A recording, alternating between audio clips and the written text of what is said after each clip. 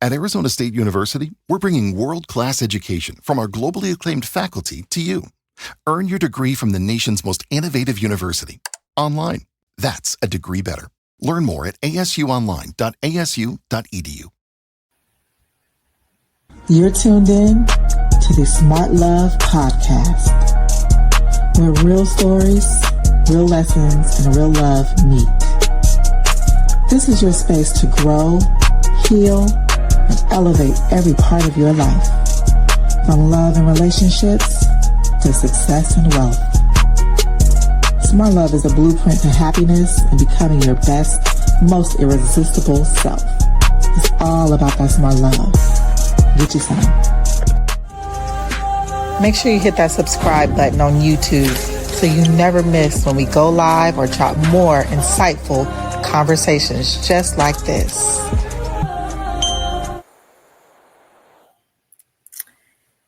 Hey, smart lovers.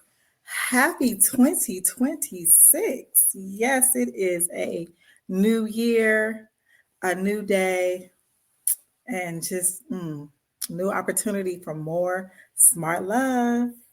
2026. This is our year, y'all. I'm wishing smart love for every one of you out there. Thank you so much for your support. Thank you so much for all the love. Thanks for growing with me. Thanks for just being a part of the community. I love you all. And happy 2026. All right. Well, today's episode is basically a recap of the lessons we learned about smart love in 2025. And really what I want to focus on is how do we grow and heal from where we were in 2025. Okay. So I'm all about growth. That's what smart love is all about. So we're supposed to, of course, learn. We're not just having these discussions just for the sake of debate. There's no war, Black love on smart love. Like there's no war here. Like we're just all trying to grow and heal and just become better versions of ourselves. Okay. So that is the goal.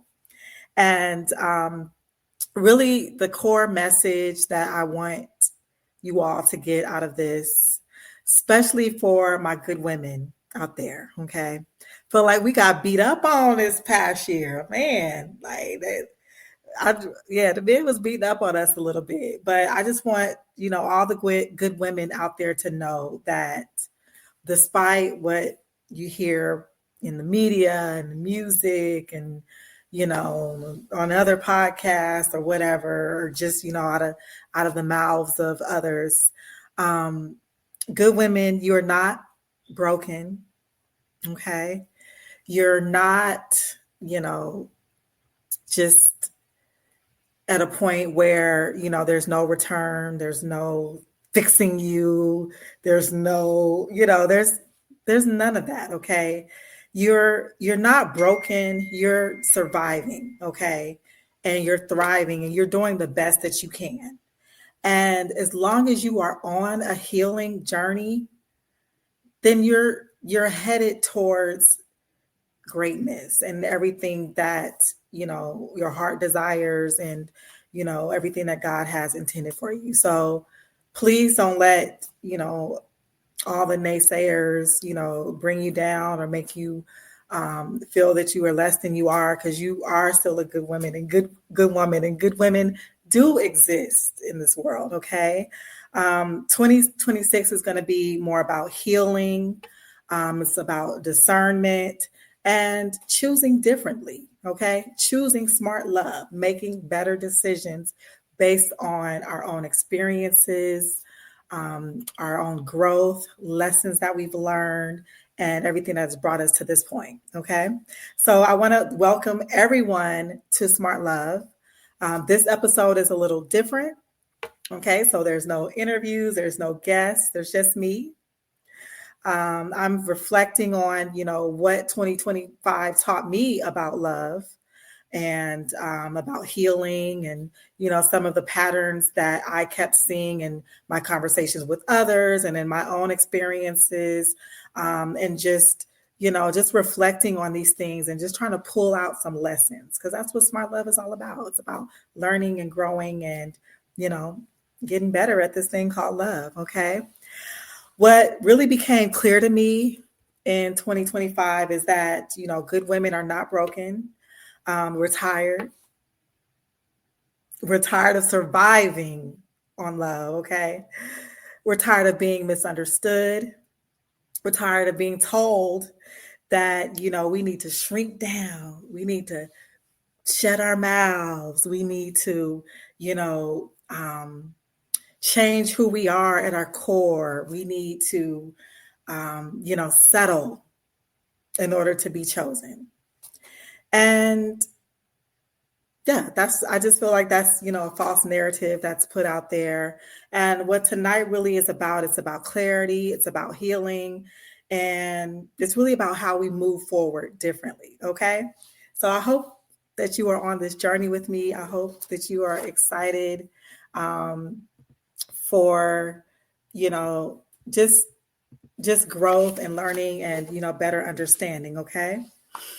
And let me just please ask you, wherever you're watching from, hopefully you're watching this on YouTube. If you're not watching on YouTube, please go to YouTube at Smart Love Inc. and please subscribe. Please help me grow my community. Please help get this message out here. There's not a lot of podcasts out there like Smart Love, where we're focusing on healing and growth and getting better. There's a lot of, negative gender wars and things going on. So this is a safe space for people who are on that healing journey. Okay. So we're not, we're not going to attack anyone. We're going to work on our stuff. We're going to get better. And so it really helps if you all, like I said, support, subscribe, share, all the great things. Okay. So, and just kind of just touch on like the purpose of this episode. Okay. So we're not gossiping. This, like I said, this is not a gender war. This is a teaching moment. Okay. This is about healing. It's about accountability, and it's about clarity. And for me personally, just taking a look back at 2025 and just, like Smart Love has definitely grown. We're definitely more visible. I get a lot of feedback from people who are saying that they love what we do here. But I did feel like the purpose of Smart Love kind of got diluted a little bit. We kind of like really started to focus a lot on like the male's perspective and healing the Black men. That's always, something that we want to do because we love our Black men, but not at the detriment of the woman, the good women out here. So I want to reposition Smart Love, and I want to start making this, less of just conversation, but like more of education. Like, what can we do to get better at these things? And instead of just like reacting to what's going on in the culture and media, I want to, do a better job of like leading women in the right direction. Okay. And instead of being like guest centered and, focused on the perspectives of my guests and, whatever they're promoting, I want to make this like more centered on healing our good women and our growth and our men too. Men, that are out here that are looking, to be on their healing journey as well. We want to also, we want to work together. Okay. So again, subscribe if you're ready to, love differently in 2026, because that's what we on today. I don't know about y'all, but that's what I'm on. Okay. All right. So if you're watching, go ahead and drop me a hey in the chat. Let me know where you're watching from. And if you have any 2026 goals when it comes to love, drop those in the chat as well. Let's go. All right. So the first lesson on Smart Love that I want us to touch on is just how trauma has really shaped a lot of the things, experiences that women today are going through, and how, you know, we have to deal with our trauma to move forward. And I would say in 2025, one thing that I learned about trauma that really, like, to me, touched my heart and kind of, you know, really spoke to me was the fact that the way our childhood trauma, how we were parented, how we grew up, how those things show up in our relationships today. And some things that we lived through that we didn't even see as trauma, we just thought that was just like normal because that was just how we grew up. But I remember one of my guests that really spoke to me. She had a book that talked about, you know, how broken mothers create broken children, or broken mothers create wounded children. I believe that was the title of the book. And that really spoke to me because when I think about, you know, our childhood experiences, really, you know, our parents were just winging it. They were doing the best that they could. But if they had trauma that they did not heal through or deal with, that was definitely passed on um, generationally to us. Okay. And so then we relive that trauma. And if we don't break those curses, we're going to pass that down to our children. Okay. If you think about it, you know, during our childhood, you know, children are conditioned to, you know, whatever their parents taught them. So, you know, if the boys were taught, you know, not to cry, you know, stand up, be a man, keep your feelings inside, then of course that's going to be passed on, and that's going to shape their character. You know, if women are, you know, taught to, shut your mouth, and, you know, you need to follow a man, and you need to, or even the opposite, don't depend on a man, you get out here and you get it for yourself, then that's what you see showing up in these adults today.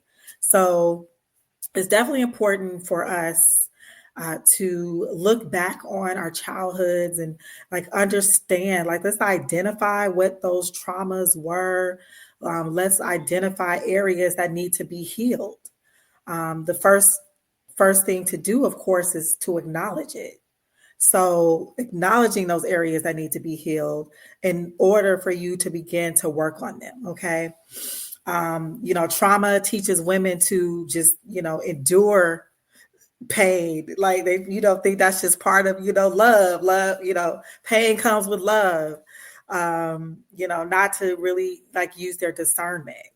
And so, you know, oftentimes, you know, survival mode, like that looks like independence. Like, you know, we're out here, we're like, okay, this is what I got to do. Like, I got to make sure, this things are going to happen. And then you just get into a cycle of, I don't need this. I don't need to work on this. I'm too busy. I got this to do. I'm in survival mode. And so you don't work on your healing. So definitely, you know, trauma is going to continue to show up if you don't address it. Okay. Me personally, when I think about my own trauma and healing that I had to do just to get to the place that I am now, I realized that, you know, there was a lot of things in my adolescence that I didn't deal with. So, like, I'm going to use, for example, like just being, you know, a dark-skinned woman, right? And not that I was teased or anything like that, but it was always like, you know, you're not considered as beautiful or as pretty or, you know, as, you know, light-skinned women, right? And so my family was like half and half. Like, we have like half light skin, half dark skin. And so I didn't realize that like that bothered me a little bit, but I do feel like the way it's showing up now, it's like I kind of like feed off of like, you know, positive like attention from men, even if it's just like, you know, overly like sexual. I'm overly sexualized. Like I look at that like, oh, it's good attention. Oh, he thinks I'm pretty. Oh, he thinks I'm beautiful. Oh, but it's like that goes back to like my childhood of not thinking that I was and not hearing it enough. Like of course, like my parents instilled it in me. My dad made me feel like I was, the greatest human being in the world. But like just, I didn't get a lot of attention just growing up, like, had my awkward stages. And so when I did start to get attention from men, oh, ooh, yeah, I love that. I thrived on that. And the way that it's hurting me now today is that now I feel like men like get caught up in the physical, and like I feel like I'm much more than that. So, that's something that like I'm healing through, like understanding, what type of attention is good attention, and, and making sure that I'm confident within myself and that I don't need a man to tell me how beautiful I am. So things like that.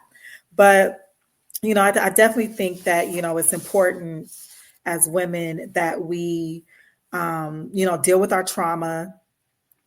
I think it's important that we make sure that we understand that, each relationship we get into, that we're bringing in our baggage. Okay.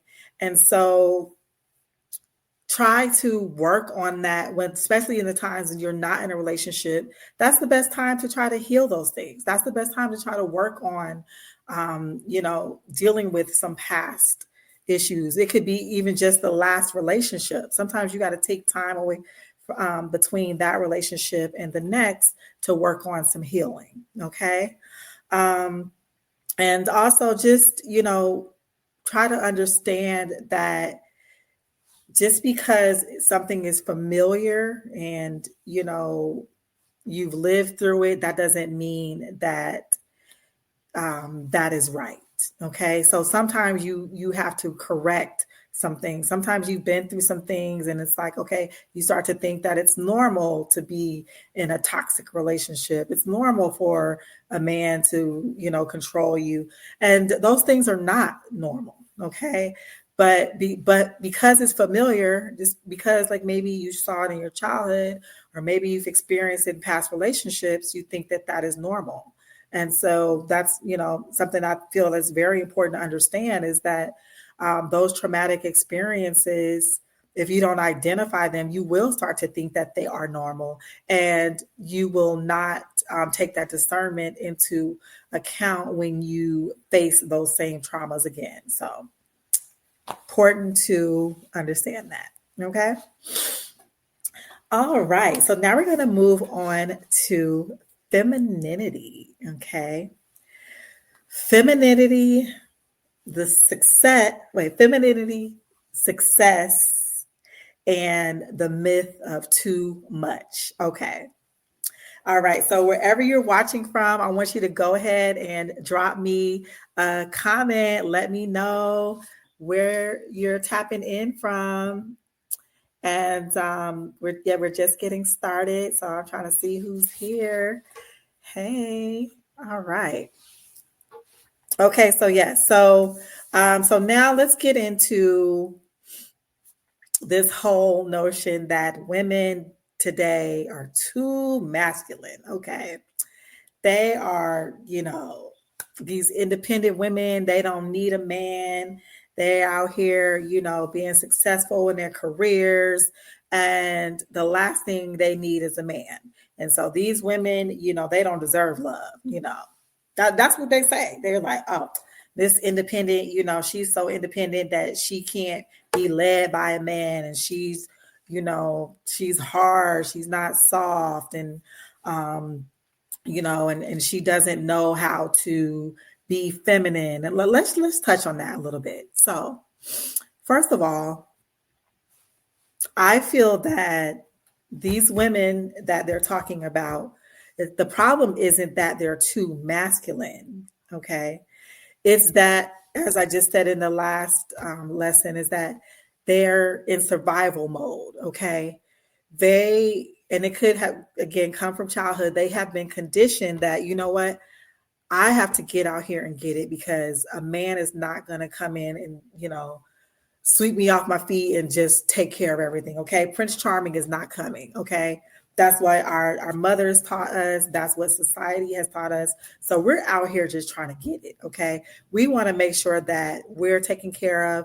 Our families are taken care of. We have a lot of people depending on us. Okay. We have our children. We have our parents. We have, if we're successful, we typically have, other family members that we're helping. And so we have a lot of people depending on us. And so what you see it as us being masculine, or being too masculine, or being too independent. You see us surviving. We're just out here just trying to do our best to take care of everybody. Okay, that's actually part of our nurturing spirit. We're just trying to take care of everybody. Okay, and to the detriment of ourselves, honestly.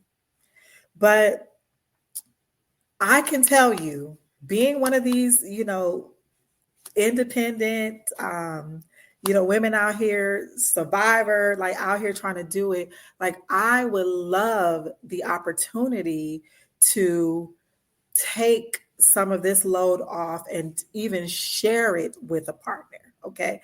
Not necessarily like, oh, I just need a man to come in and just take all my burdens away. No, but if I had a man that provided security, provision, that allowed me a safe space to be vulnerable, that cared for me and my emotions, and just really allowed me to like focus on being that loving, warm, nurturing, person that God created me to be, then I can relax in that feminine space. And I can tell you, and in men that I've dated could even tell you this, when I do feel like I'm in that secure space, oh baby, I am the most feminine woman you will ever meet. Okay. I know how to turn that off. Okay. So even when I'm at work and I'm, I gotta be, I'm leading the team and I'm making decisions and all of that, I can turn that off when I'm in a safe space with my partner. Okay. And so I just want women, number one, to understand that there's nothing wrong with the way that you have to operate in your survival mode, okay? Because that's what you got to do. But when you do get in a safe space with a man and you're able to be vulnerable, and he has showed you that he will provide security and protection for you, then it's okay to relax and take off some of those burdens and get out of survival mode. That's the goal. Like no one wants to stay in survival mode, right? The goal is to be able to move out of that into something more gentle. Okay. And just a message for the men out there, femininity cannot exist in chaos. Like you can't say that you want a woman to bring you peace when you're stirring the pot. Okay. You're creating chaos by, not making her feel protected, not making her feel secure, by, not taking care of the things that you're supposed to take care of as a man, or not being a man. Okay. Not, just, dealing with your shit, dealing with your healing and bringing your trauma and throwing it out, on us to try to pick up the pieces and clean up the, like, if we are in a relationship with you and we still have to be the leader, we still got to provide, and there's no protection, baby, you don't get that soft, feminine, one nurturing woman 100% of the time, because we're still in survival mode. And we got to be ready just in case, this don't work out. Just in case you don't do what you said you were going to do. So we're kind of still in that mode, and it's really going to be up to you to bring that out of us by creating a safe space. That's all we ask. Something that, I definitely want to touch on is that, women, I just want to just put this out here. Success is not going to protect you from unhealthy relationships, okay? It's not. It's not. If anything, you might be a target. The more success you have, the more of the target you might be to, these unhealthy men who just want to take advantage of you. So don't think that, just, the more success you have, the easier it's going to be. No, it's everyone is going to have to work through their stuff. And just know that, using your discernment, but when you get into a safe space, it's okay to relax and try to build a healthy relationship with the partner. And just not to beat a dead horse, but as women, when we feel safe, we just automatically soften. We just want to fold up and just cuddle up and just be, in that safety. And so it's hard when you don't have that, and then it's hard definitely when you're looking. When either you're in a relationship or you're looking to get into a relationship and you just don't know if you can trust that person with your vulnerability. And so what I would say is, like, you definitely keep your guard, your boundaries up, and you use your discernment, you ask the right questions, you pay attention to actions, and you do a better job at vetting a person before you let that guard down. But eventually you should be able to start to let that down over time as this person proves to be who they say they are. Okay.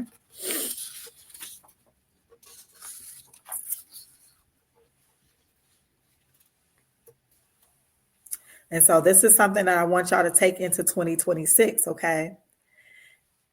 If he cannot lead with safety, if he cannot lead with emotional safety, consistency, and integrity, he is not leading, and he does not get that soft, feminine version of you, okay? That's reserved for men that are going to provide that safety, that security, and they're going to lead. Period. Clock it. Okay.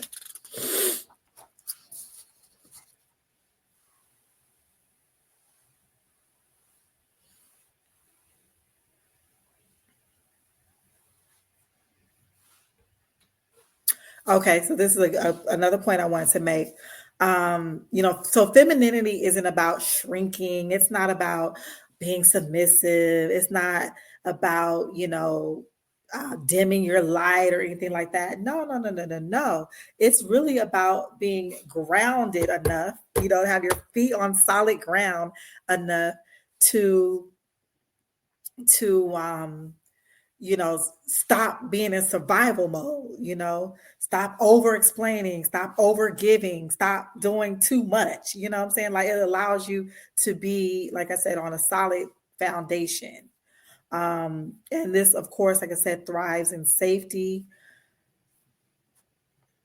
And then this is something that I want to put out there, because men are always talking about how women are so masculine. Women don't become masculine, okay? They become protective, okay? We become mama bear. And like I said, we have a lot of people depending on us. So we're out here in survival mode trying to do the best we can. And so, what I want to say to you, good women out there, the way you're showing up, and men are calling you too masculine. You're not too masculine. You're unprotected. That's what you tell them next time. No, I'm not too masculine.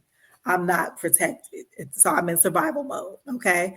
And it's their job to take us out of that, and put us into a vulnerable place. Okay. And one thing I want to touch on before we move on from the trauma and femininity is that, healing is not optional for either party. Okay. I don't think any of us can just get to a point to where we say, "Oh, I'm healed." It's a process. It's a journey. Okay. Um, but when you think about unhealed trauma, like it just doesn't hurt you, but it kind of shapes who you choose. It chooses what you'll tolerate. And so if you have again like this past unhealed trauma, you you often choose people who are a reflection of that. And you don't even know it. But what you will recognize as you start to heal is you start to choose differently. Okay. You start to see things that were part of the unhealed part of you disappearing, and then you're no longer tolerant of certain things in relationships. And so that's why healing is so important. Got to take that time to heal.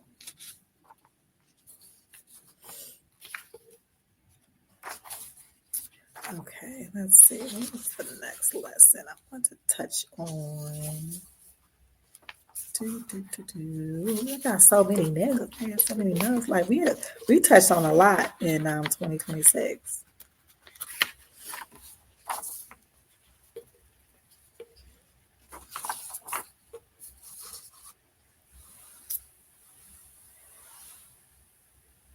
Okay, so this is something I really want to touch on. Okay, so we hear this a lot from men. Okay, especially when they're speaking about women over 40. Okay, they're like, oh man, women over 40, like you all, like it's slim pickings at this age. Like, you know, well, because y'all so successful, y'all think, y'all deserve a top tier man, but you don't deserve a top tier man. And, y'all are too stuck in your ways. Like, oh, they have so many complaints about us, right? And they try to make us feel like getting older, like there's an expiration date on how good of a woman we are, which like that is so not true. And like how is it that okay, men, so y'all feel like y'all just get better with age? And so okay, so y'all, yeah, so y'all just get better with age, and y'all not stuck in y'all ways, y'all just open and y'all thriving and y'all growing. Is that what's happening? And but the women not? Absolutely not. That's a false myth. Um, I don't feel like dating gets harder over 40, it gets clearer. Okay. You have clearer expectations, especially if you've been doing the work up until now. Okay. The last thing you want to do is go backwards. You've done the work on your heal. You've been on your healing journey. You're getting better. You're growing. The last thing you want to do is deal with somebody who is still, unclear about you, doesn't have a vision, is not a leader, is not a protector, is not a provider. That's the last thing you want to do.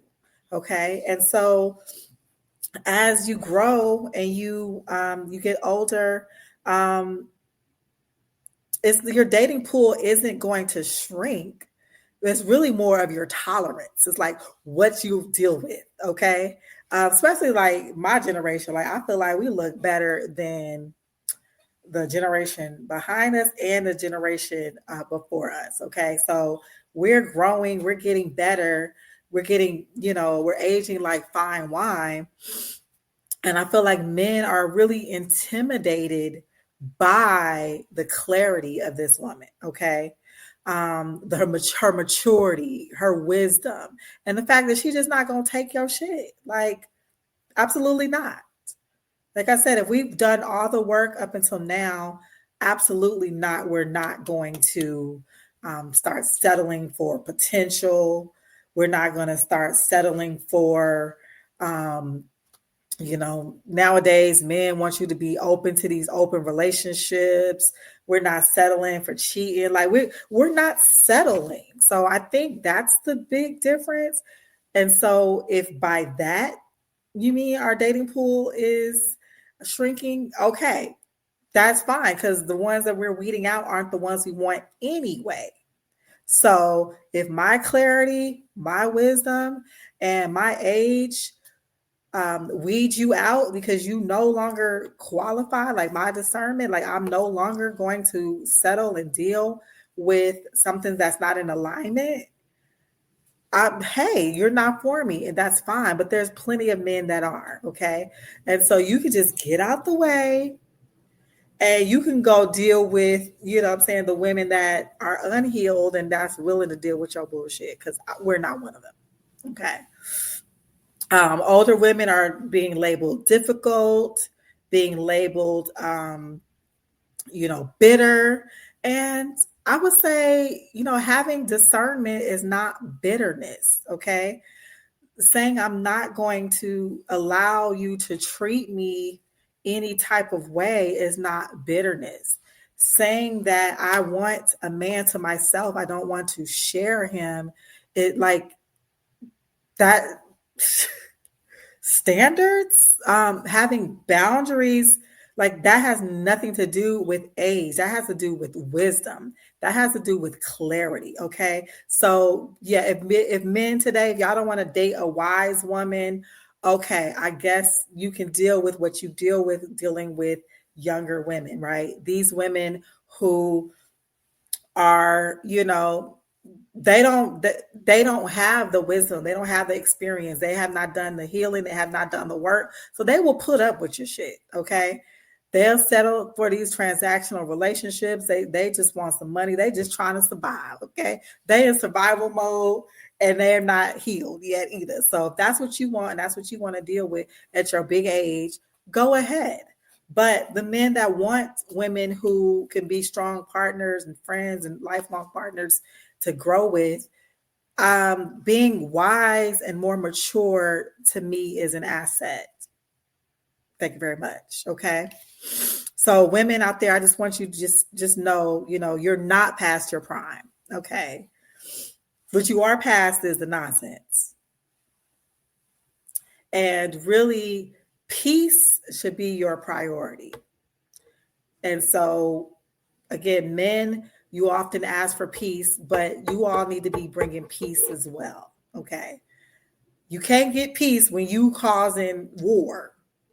So there's a lot of these, men out here causing war. Like, no, let's not do that. You want peace, we want peace. Let's work together on that.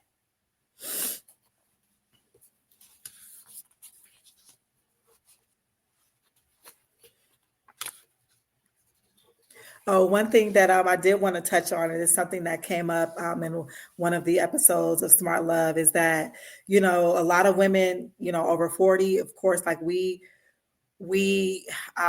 on this healing journey, we have a lot of knowledge of self. We have boundaries and we have expectations. Okay. And so not every man is prepared for a woman that has expectations and boundaries. Like that's like too much. Now we asking for too much.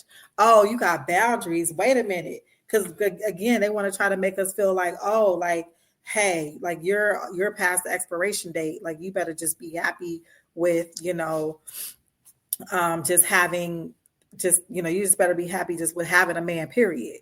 So let alone, you know who you are? You know that you're a prize. Oh, you want me to pursue you? Oh, they're not having it. They're not having it. Okay. They prefer a younger woman because guess what? It's going to require less work. They can buy their way to getting that peace that they say they want. You know what I'm saying? They just, hey, let me just give her a few dollars and she shut the fuck up. You know what I'm saying? But a woman who has her own, a woman who has knowledge of self, a woman who is on a healing journey, a woman who has boundaries and expectations, baby, you got to show up. You got to show up. You have to show up. Like that's it. So if you all the way up until this big age, you have not done your work, you have not done your self-reflection, you don't have knowledge of self, you don't have any boundaries, and you just out here in the world, brother, like we're not a match. We're not a match. It ain't got nothing to do with age. It got to do with maturity. You know what I'm saying? So women over 40, like I'm telling you, don't let these men trick you into thinking that you're less than what you are. Okay. You know who you are. And remember that. And if your age scares him, it's because he knows he cannot play with you. Period.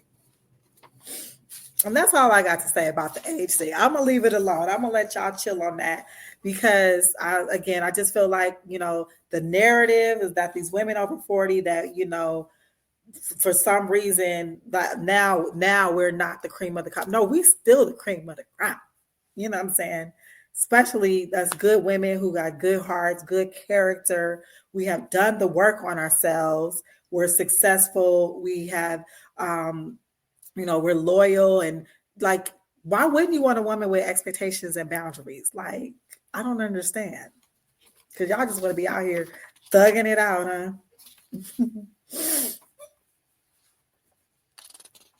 All right. So now let's get into the next section, smart love lessons on cheating, delusion, and emotional avoidance. I just said a whole word right there. Okay. Let's start with the cheating. Okay. So, reflecting on some past episodes of Smart Love. So, I had one episode where we talked about, I had a guest on my show who talked about how he felt that, women are in their whole phase. The women out here cheating. They cheating better than the men. Okay. Women got good men and they out here cheating on them. Okay. I had even put up a post that, it got the men hot. And I did it just to start a pot, just to see, but oh my gosh, they were so mad. Their reaction was so funny to me. So the post said, if you cheat on me, I'm not gonna leave. I'm gonna cheat right back. And I know that is toxic behavior. Okay. That is not the thing to do. If someone cheats on you, no, the right thing to do isn't to cheat on them back. But when I tell you the men were hot, because guess what? They can dish it, but they can't take it. Okay. A man cannot handle being cheated on. Okay. And this whole era right now where men are trying to be open, have these open relationships, baby, just so you know, it's only open on one side. Don't think your side is open too. Okay. It's only open on one side. And but the men, like, they are really like speaking out. They feel like, oh my God, the women are doing it so bad. They're just cheating on us, and all these women out here, they just using us, and they just this and this and that. Okay. So let's dive into this whole cheat back culture. Okay. And before I do that, let me shout out everybody that's watching. Thank you so much for tuning in. Wherever you are, please go ahead and love, like the post, and just send me a hey, and so I know where you're watching from. I really appreciate you joining in, and we just diving into the cheating era. Whew. Okay, let's get into this. Okay. So first thing I want to say about cheating is that I don't believe in the tit for tat. Okay. I definitely don't believe in the tit for tat. Honestly, it's truth time. Like, there was a point in my own story where I was in a relationship and I was, being cheated on repeatedly. And, I had a tough decision to make. Well, it was tough for me. I was like, okay, either I'm going to leave or I'm going to cheat.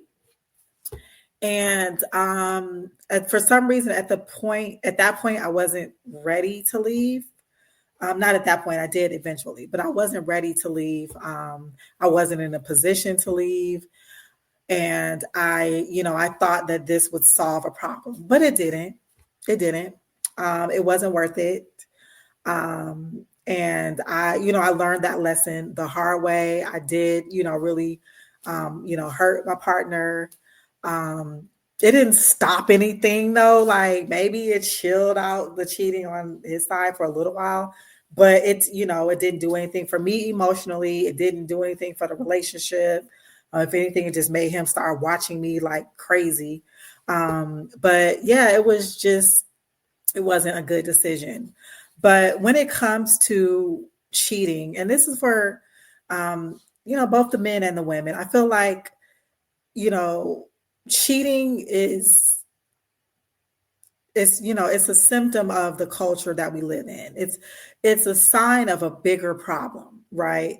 Um, and I definitely don't agree with, revenge cheating, because that's not going to solve the problem. Okay. So if the problem is that, there's miscommunication in the relationship, there's distrust, there's lack of sexual chemistry, like there's so many um, issues or symptoms that could, that cause cheating.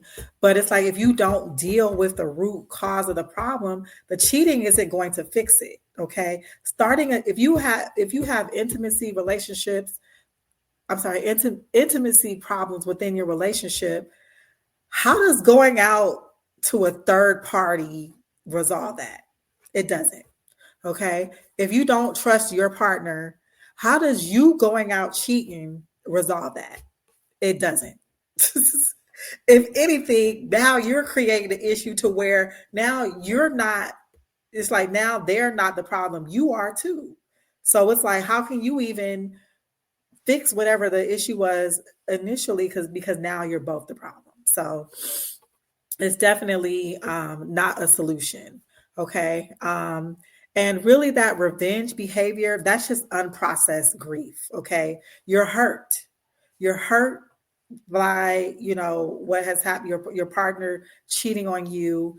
And instead of dealing with that hurt, instead of working through it, instead of facing it head on, you are, you're choosing to go outside, and I don't know, maybe you're opening up to someone else about these issues, and this person is giving you some comfort, but it's like it's still not giving you what you ultimately wanted, which was loyalty and faithfulness from your partner. So that's what you need to work on. Not like, so let's heal that, let's get over that, let's fix that. I mean, it can be fixed if it can be fixed. And if it can't, then you move on, you grieve that relationship, and you start over. But yeah, let's talk about, like, why do women cheat back? Okay. Why is that even a thing? Or like, why do women cheat in general? Because I hear a lot of men say that, like, that a lot of married women are cheating. Okay. I don't think that, well, I know that it's not the same reason that men cheat. Men cheat like without any emotion most of the time. Um, sometimes it's just opportunity. Sometimes it's just, it could be something missing that this person is giving them. Sometimes it's just physical thing. But like often for women, it's emotional. Okay. And so for us to be able to like take a step, out of our marriage and go to, hey, PJ, watching on YouTube. Thank you for joining. So for women to step out of their marriage and to open up to another man, there's something emotional happening there. Okay. This man is, and often, hey, I'm gonna just say this. I feel like men sometimes manipulate situations. So like they might hear, the woman complain about some things that are going on in her marriage or her relationship, and they somehow have the solution, or they're the listening ear, or they provide that emotional protection that she really ultimately wanted from her partner that she's not getting. So that's a reason why women cheat. They feel they're not in a safe, secure, protected relationship. Their man is lying, they're hiding things, they're not giving them something that they need emotionally. That's often why women cheat. Even when they're cheating to get back, that's an emotional thing, right? Because like I said, there's some grief there's some bitterness that they're not dealing with, so they feel like, oh, I can just go cheat and I'll somehow fix that emotional tie that I have with my person. Like, no, it doesn't work like that. Um, and then there's just, there's something that is, emotionally immature about cheating. Okay. When you think about, loyalty and, um, the like taking care of each other's emotional safety, cheating like just dissipates that. And so in order for you to do that, like you're making a conscious decision that like you're changing your relationship forever. So don't recommend the whole cheat back culture. Um, but yeah, just to get back into, like I said, a lot of men are saying that like we're not just men, but like just the culture period. Like we're in this cheating era, okay? And really, what it is emotional accountability crisis. Okay, we have folks who are dealing with things that emotionally that they're not taking accountability for, and the result of it is the cheating. Take accountability for your stuff. Work on healing whatever it is that would even cause you to think that that would be okay to step out of your relationship. Communicate, seek some help. Like if you're in a relationship, oftentimes, you're not focusing on your own self healing and things like that. It's all about the relationship. But sometimes you need to take a step back and do some self care and fix what's wrong within you. And so you can do that within a relationship as well. And that's actually what you should do instead of cheating. Like go figure out what's wrong with you.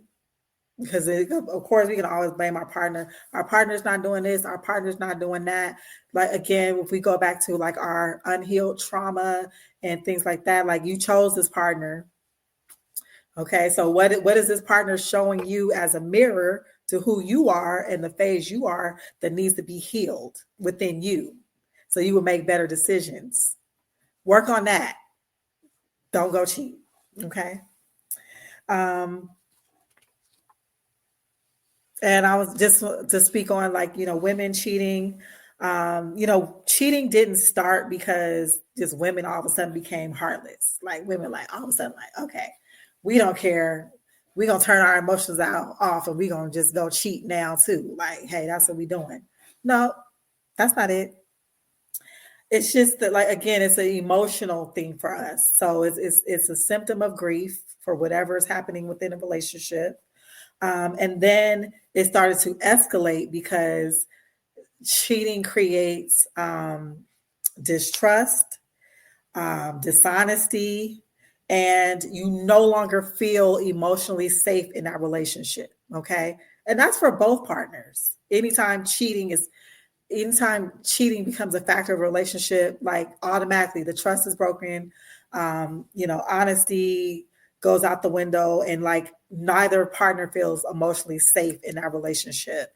And that's the cheating occurs from that. So that's the whole cheating back.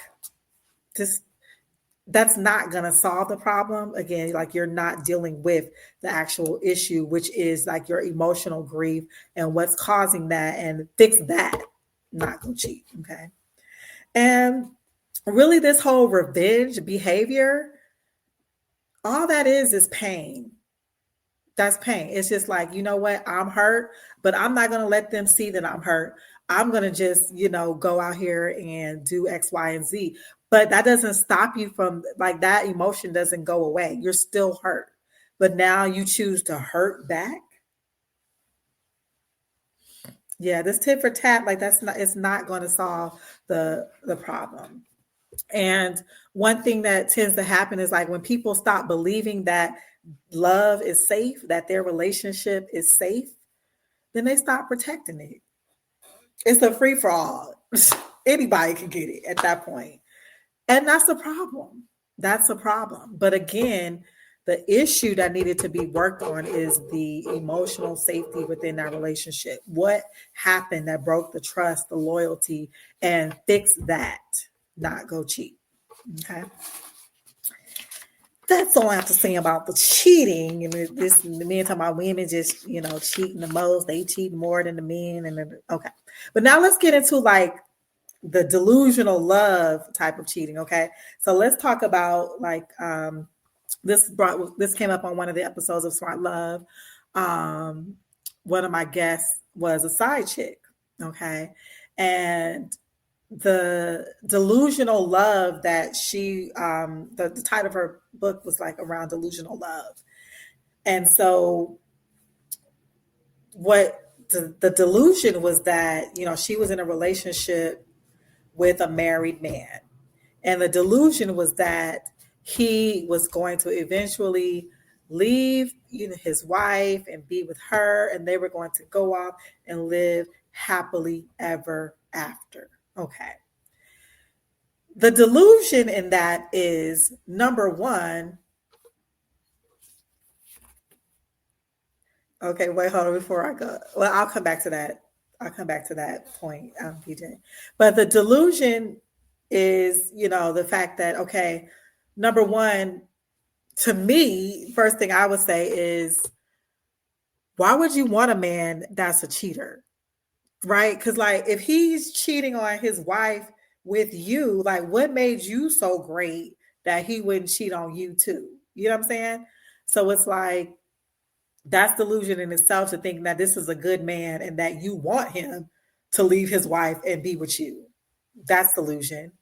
The delusion that he actually would lead, like someone that he actually committed to, got down on a knee, proposed to, built a family with, built a life with, built a commitment with.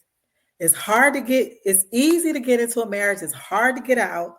So the delusion that he is going to throw all that away for you, that's beyond, right? Like, of course he's going to say all the things like, oh my gosh, I'm going to admit that I have dated married men, and they all had a very, very sad story of why this was such a horrible marriage and why they, had to get out. And, and all these problems happened way before me. It had nothing to do with me. But, they were just being treated so terribly. And I'm just like, okay, well, why don't you leave? Why don't you leave? And they all would have like the silliest, I'm not going to say silliest, but like the simplest excuses as to why, which led me to believe that, yeah, really, you don't want to leave. Like you're not going to. And so, it was like, but again, like I was falling for the story that they were telling me that, oh, this is already, in the works. I already got the paperwork. I'm waiting on this to happen. I'm waiting on this child to graduate. I'm waiting on this. I'm waiting on that. And, I mean, I wouldn't stay around too long, but even entertaining it was too much. That was like, why did I even give them my time? I have since grown, and I don't even, you don't know, you're not getting my number. Like, we don't need to be friends, and we don't need to do business. We don't need to do anything, because that's how they sometimes they try to act like they want to do business with me, and if the lines would get blurred. But no, the delusion of dating a married man is that he's going to actually leave. And there's also delusion that you actually want this cheating man. Like, why would you want a man that just showed you what he would do to a woman that he committed all the way through marriage with? Like, come on. Absolutely not. That's this whole cheating culture these days, where men just like, they just out here. There's a lot of men that feel like, hey, as long as I pay the bills and I take care of the household, then I should be able to do what I want to do. And then that's why they've now created this whole poly thing. Like, that's the way for them to not cheat. Y'all not even doing that right, though. Because like a poly relationship is more than just, the sexual part of it. You're supposed to be taking care of whole households. I don't see a lot of y'all doing that. And then to be able to take care of the emotional, the emotions of one woman, let alone two. I don't see y'all doing that. Providing, protecting and providing security enough for one, and now being able to do it for two. I don't see you doing that, because you're automatically making one feel unsafe by adding the other. So you're not doing it right either. So yeah, the cheating has to stop. The cheating has to stop. Okay, so let's move on from delusional love. What's the next lesson I want to talk to y'all about? Are y'all enjoying this conversation? Oh, let me talk on PJ. So what'd you say? He said some men cheat because a woman accused them of cheating. I think that's gay. I think that's cap. Because I feel like men oftentimes they won't admit it until they are caught red-handed. So if you are just accusing with no evidence, then okay, but then that's gonna be the excuse. Well, I cheated because you kept thinking I did. Nah, you already had cheated. I don't believe that. I really don't believe that. Okay, and wherever you're watching from, please go ahead and love this post, this live, and share it. Share it on your feed. Share it somewhere so we can get more folks out here to get some of this good game. Okay. Okay, and so just to kind of bring this whole message of this delusional love and cheating home, what I really want to say is that, just one of the biggest patterns that I've seen through my conversations from last year and the people that I've had on the show, and really from my own experiences as well, is that, there's just a big pattern of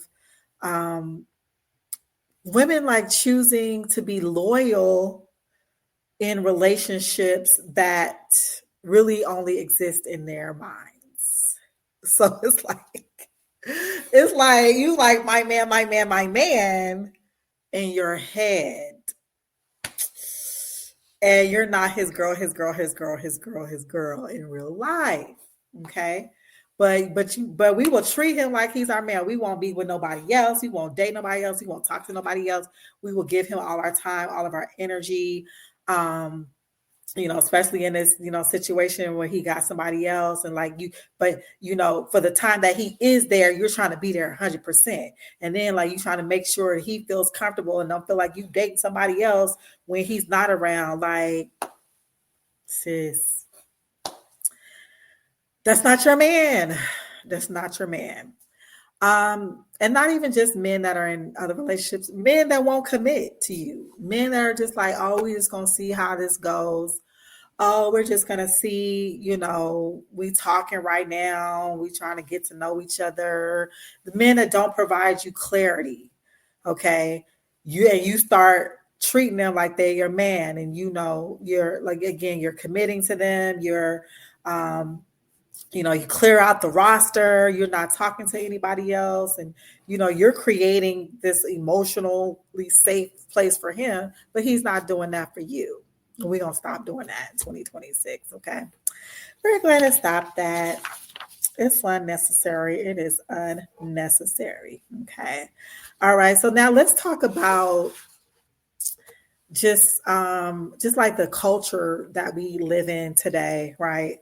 Where I feel like it's starting to shape the narrative of what we believe about ourselves, what we believe about each other. And it's really not true, okay? I don't believe that a majority of the Black men out here are cheaters. Majority of Black men are tired of Black women. A majority of Black men don't want to, share their resources with Black women. They rather, make their money and go take it to the others because they're more submissive. I don't believe that a majority of Black women have all these high expectations that no man can meet. I don't believe that, okay?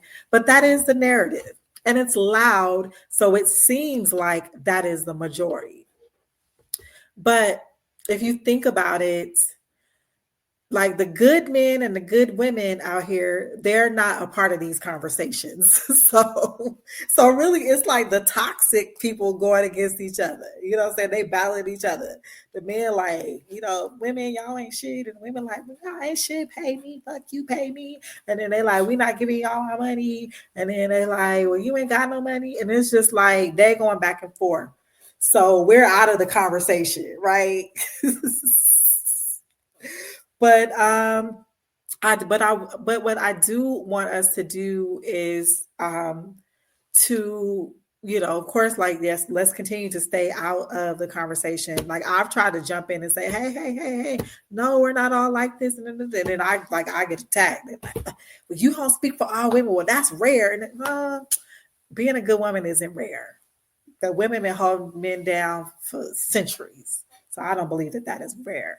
But I do believe that, like, the culture that we live in has shaped the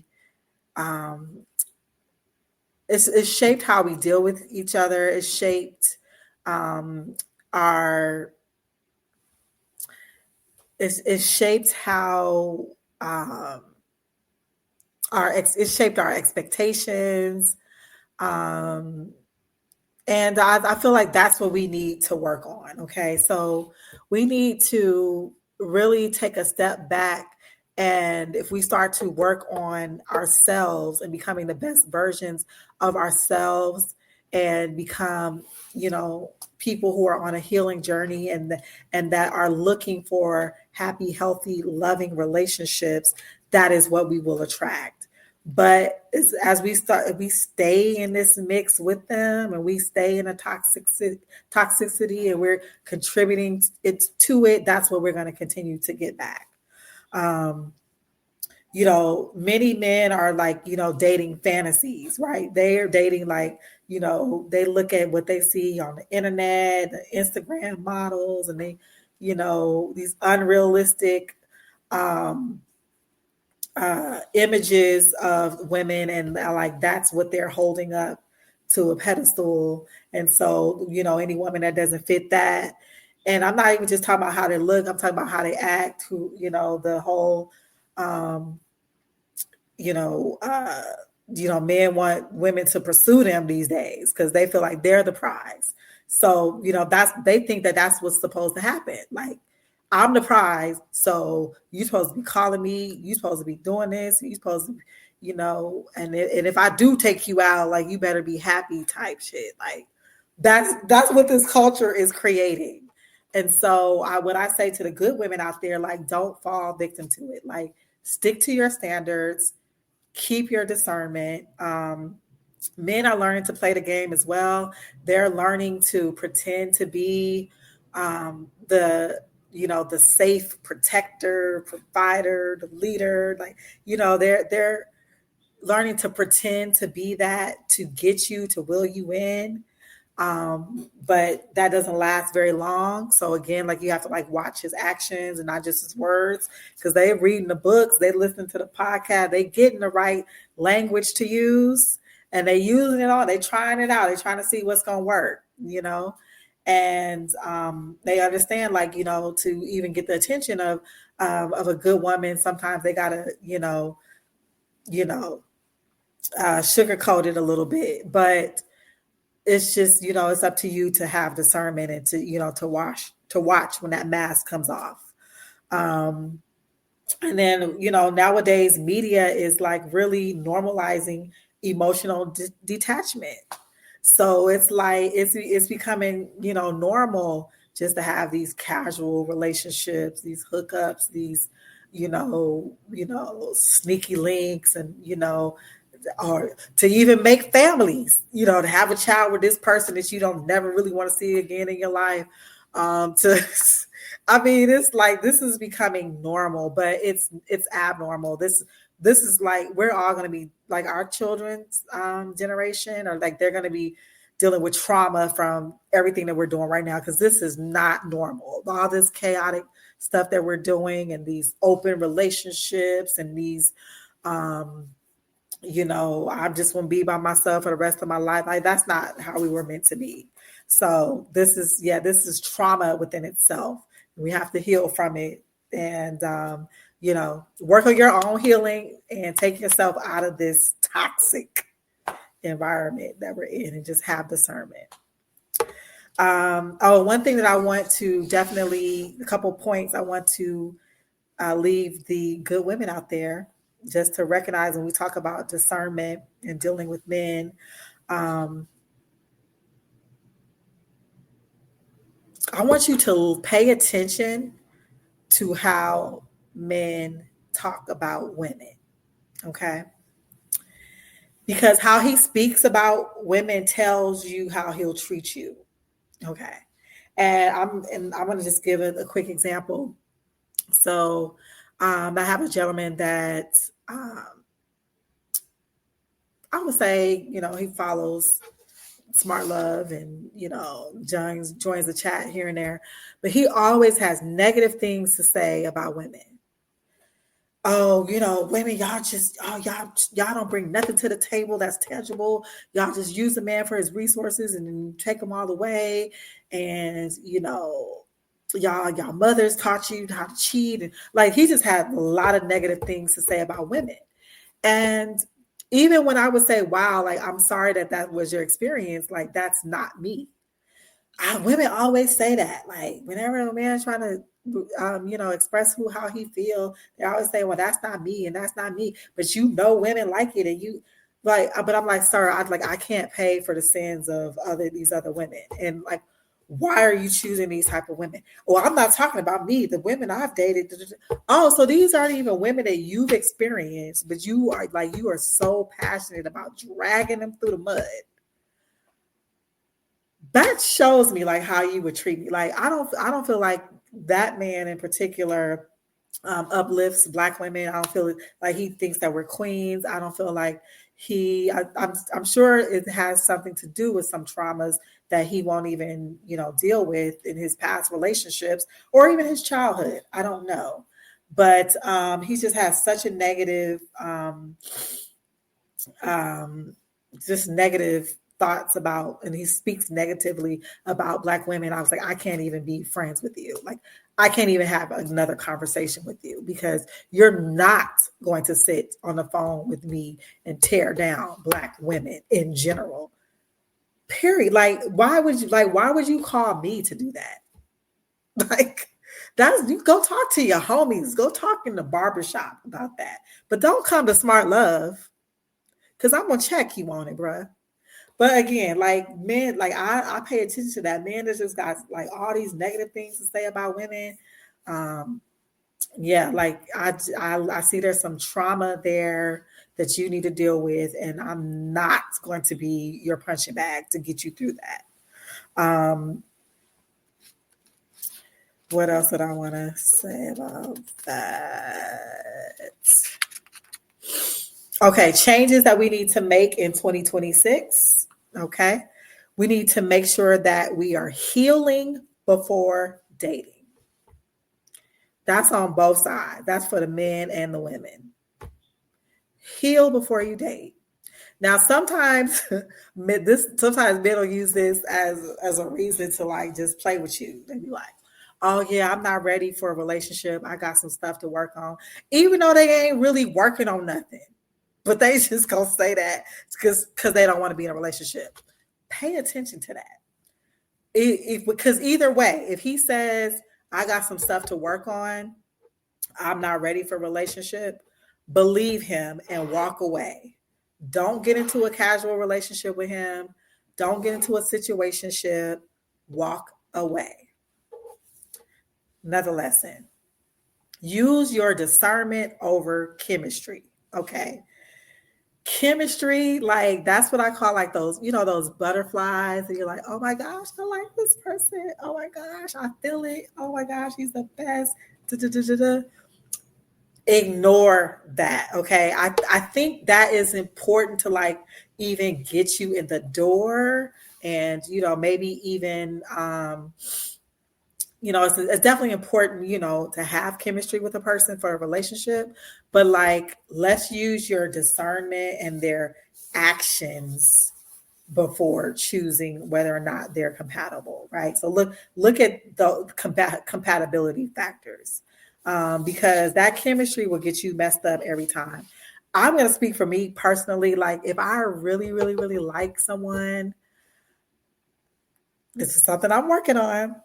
I will throw all of my um, boundaries, rules, everything, like even a little bit of discernment, like goes out the door a little bit. I'll be like, oh, but I like him. Oh, he's so fine. And it's like if he checks off like multiple things on my list, right? Like if he looks good on paper and he looks good to me and we have good chemistry, I might be like, letting a couple like red flags like go under the radar, or I'll be like, I would just pay attention to that. I'm gonna just check that. Let's not do that in 2026. Let's not do that. Let's not let chemistry lead us into the fire. Okay. All right. Set boundaries without guilt. Okay. I mean, it's nothing else I can say about that. Set boundaries. Don't let a man make you feel some type of way about your boundaries. If he's not willing to deal with it, okay, fine. Next. Especially the guy that you got chemistry with. Especially him. You especially need boundaries with him, because don't trust yourself. Okay. Set some boundaries. Make sure that he is who he say he is. Okay. All right. Take accountability without blame. Okay. So as women, like, we have to take accountability for our actions. Like I've taken a little bit of accountability in this episode. Like I talked about, me like dealing with married men, throwing out my boundaries for somebody that I really like, that checked off boxes, cheating back type stuff. Like, take accountability, because only when you take accountability and you understand the areas that you need to work on and that you need to fix, will you truly heal and really become the best version of yourself.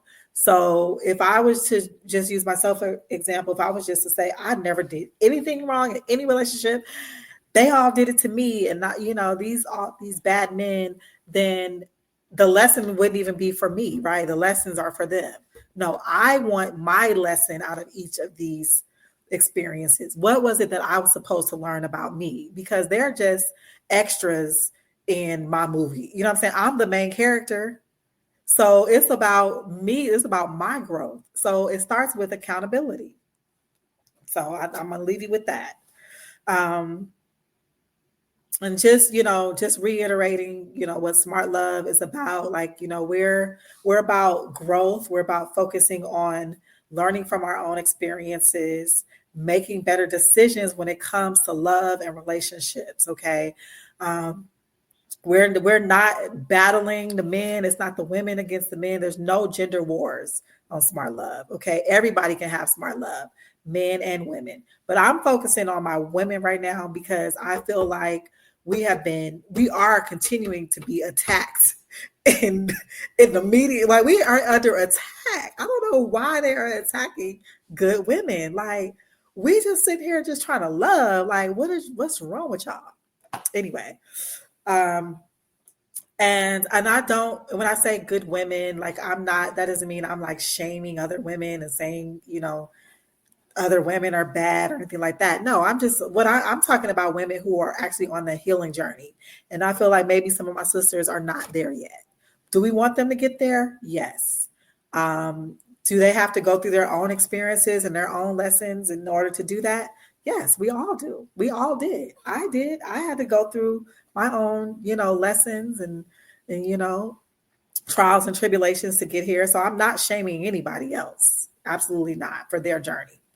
Just, I understand where you are. So, but until they're ready to take accountability, they're not on this healing journey with us yet. And that's fine. To everybody in due time. I'm not excusing men. I'm not excusing men's behavior. I'm not excusing men, again, that I feel like, tearing women down. Definitely not excusing that. I understand men. I understand that they have a lot of pain and trauma that they have not dealt with. And so there's definitely some empathy there. But I'll never excuse like anything that looks like attacking Black women, good or bad, abusing them, um, you know, just anything that tears us down. Like if anything, you should be trying to lift us up and lead us. Definitely not going to glorify dysfunction on this show. Never. I'm not going to do it just for the sake of like clicks and views and likes. No, no, no, no. Because like what's for me is what's for me. So whoever needs to get this message will. Okay. God is speaking through me. I am just doing his work. So that being said, this is, a little different than some of the other podcasts that you might see. And you might like it, you might not. I don't know. Share it anyway. Watch it anyway. I don't know. Battle me in the comments. Like I don't care. Get the message out there because the people that need to hear it will. But just honestly, I just for 2026, I just want us to, just stop surviving. How did I put it? I want us to stop surviving, but thriving in love. Okay. And even if that has to start with self-love, well, it has to start with self-love. So we got to get back to loving ourselves. We have to get back to appreciating all the gifts God has given us.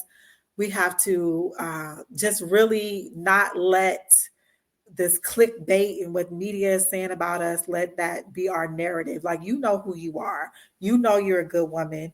You know that you're on a healing journey. You know the things that you have to work on. You're taking accountability for them. And that's going to be your focus. So we're going to just quiet the noise and focus inward. All right. I said a whole word. Okay. So if any of you out there, if you saw yourself in any of these lessons, don't feel like you're behind. You're becoming aware. Okay. And you understand what you need to work on. And I invite you to stick with Smart Love in 2026 because it's about to be all about us. Okay. So we're all on this healing journey together, and we're going to continue on focusing on doing our work and becoming the best versions of ourselves. Okay. This is a healing space. This is a non-judgment space. This is where good women learn to choose better, and we're not losing ourselves in the process. Okay. So what I want you to do is, if you have not already, I want you to subscribe to Smart Love Inc. on YouTube. I really want to grow the community there. Yes, I'm on Instagram and Facebook. Instagram, you can't really have much of a community. So yeah, I'm there. And then also on Facebook, I do have a Facebook group. It's called Smart Love. So please join the Facebook group. That's our community. That's where we're going to be sharing, just, private things just between us. That's where we're going to have our, our growth, that's where we can commune. We can have discussions. We don't have to wait for, a Smart Love podcast episode. We can, continue the conversations in our group. Please share. Please help me grow this community. Please help me get these positive messages out. If you want to come on the show, if you want to join the discussion, if you have some topics you want to discuss, please reach out to me. I'm going to start some new things for 2026. Ask Smart Love, where you all will be able to, kind of like the strawberry letters, Smart Love letters, something like that. I don't know what I'll call it, but you'll be able to, send in your letters, and we can, it'll be anonymous, but we can, get you some advice. We can share just like they do, on the strawberry letters, and we can, talk about that. And I have some products, some digital products coming, dating games, dating guides. There is an app coming that's going to be closer towards the end of the year, but before even the app comes, we're going to start working on linking up with like some matchmakers and, try to get some of these healed folks matched together. So stay tuned for all of this. Like 2026 is going to be the year of smart love. Like we going up, we going nothing but up, because I feel like I finally like honed in on my audience, like who I'm speaking to. I'm speaking to that woman out there on that healing journey. Okay. This ain't for everybody. People that's just stuck in the toxicity, they're not smart lovers. They're not. So I'm okay if they don't watch. I'm okay if they don't support. I'm okay if they, bash me on the internet. I don't care. I care about you. I care about you because you care about you. Okay. You want to do the work. You want to heal. You want to take accountability, and you want to become the best version of you, not for the sake of getting into a relationship or finding a man. No, for you. And trust me, when you do that, he will come. He will come. All right. So make sure you go ahead and, like I said, please love this whenever and wherever you're watching this from. Please share it, and please subscribe, and please come back for the next one. It's all about that smart love. Get you some.